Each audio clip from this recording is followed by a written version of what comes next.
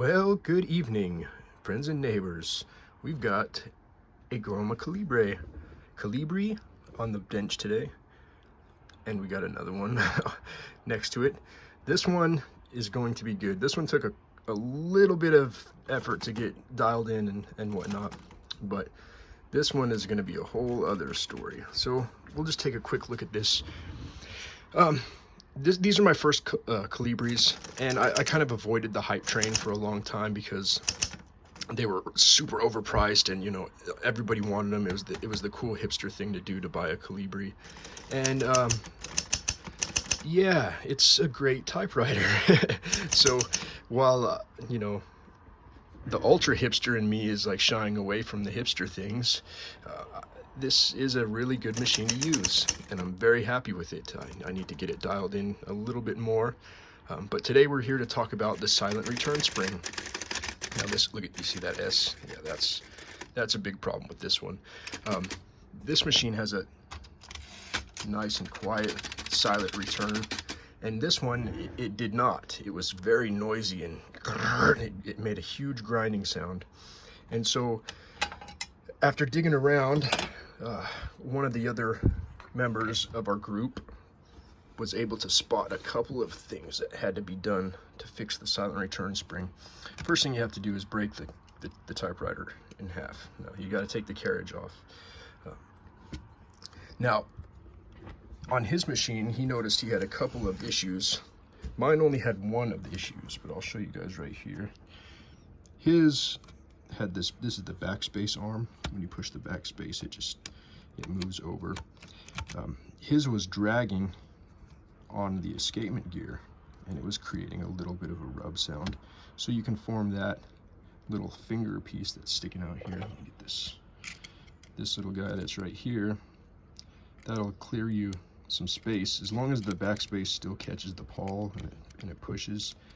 If you're having backspace rubbing issues, that'll do it. But it does have a silent return spring. You can see it's down inside there, and this one is working, and it was working like it's not making any noise without the carriage, but when the carriage was in, it was making a whole lot of noise. And so what you do is, on the right hand side of your carriage, you pull the cover off. Okay, see if I can get some focus and light in here. Okay, here's the paper release lever, and then the spring right here that holds the carriage, or the carriage rack, the escapement rack, in position. Right behind this spring, there's a screw inside there. Can you see it? Let's see here. I'm trying to do this one-handed. Yeah, there's that screw right there, right by that spring. And underneath that screw, there's a little brass eccentric washer. It's like an egg-shaped, dome-shaped washer, and that gives you clearance on this rack. Just a hair's clearance, you know, just to get it aligned. That's what stops it. That's what rests it.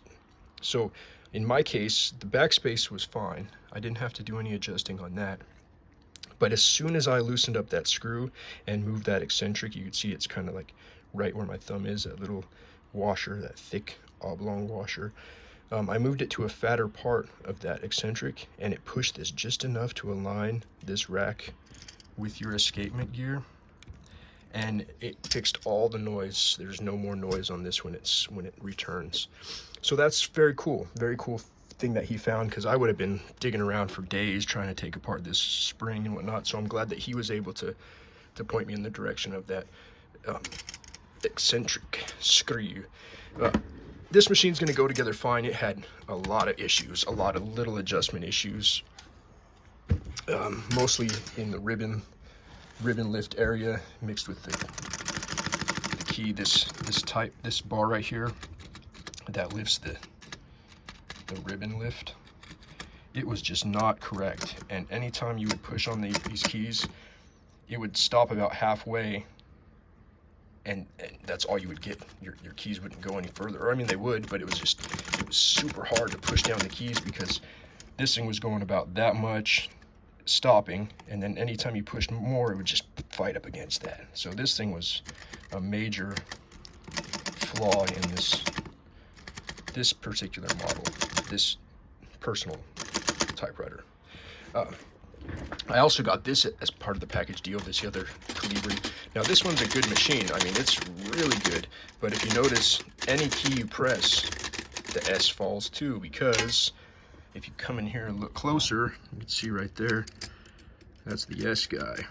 It is gone, completely snapped off, linkage and all. So somebody really yanked on that thing.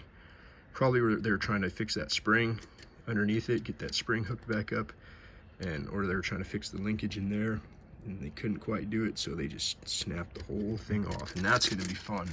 I mean, not really. It's going to be crazy, because looking at these things, just basically, they're kind of modular. This front half of the machine, almost like the Adler Privat that I showed on one of my other videos. It's kind of a modular system. Once you unbolt these main mounts for the body to the machine, this front half detaches, and then it's just kind of slipped in with certain little areas you gotta feed it in, and then the carriage itself is mounted to the body in a separate location. So I might be able to just pull this front half of the modular system and work on this key lever, but man, this key lever it's going to be a pain in the butt already, I can tell, because it's like these key levers on these Kolibris are non-traditional. You can see there's like a dual lift system, so their key remains completely level through the whole entire press, but it's like a double. I mean, it's a cool machine, super well engineered, worth it, but man, do not like working on these guys. They are finicky, but hopefully we can get this together if I find the part, if I find the S link. Somebody might have it. I was thinking if I can like take one of these side ones, but they're bent in a certain way. I might be able to like sacrifice, you know, one of these for it, but I don't know if I want to. Do we sacrifice the one and go back to the old ways just so I can get an S? Is S more important than 1? Probably. I'll lose the semicolon, so I won't be fancy pauser. But anyway, this video is going too long. I haven't figured out how to take the platen off. It's still, the platen rod's in there and it's loose. It's turning on itself, and that because there's some set screws inside those holes right there and right there, and that locks it to the gear, the ratchet. And I took the knobs off, and taking these off, or this whole machine, it's a pain to take apart, guys. I wouldn't recommend it. But I wanted to paint this machine because it has some noticeable flaws, but I might just leave it how it is. Once I take this apart and learn how the modularity works in this, then I might go back and repaint this once I figure out, you know, this one's good to go. This one will be the experimental guy to take apart, because I have to. There's no way around it. It has to be taken apart. This one does not have to be taken apart, but we will see. All right, guys, Groma time. Talk to you later.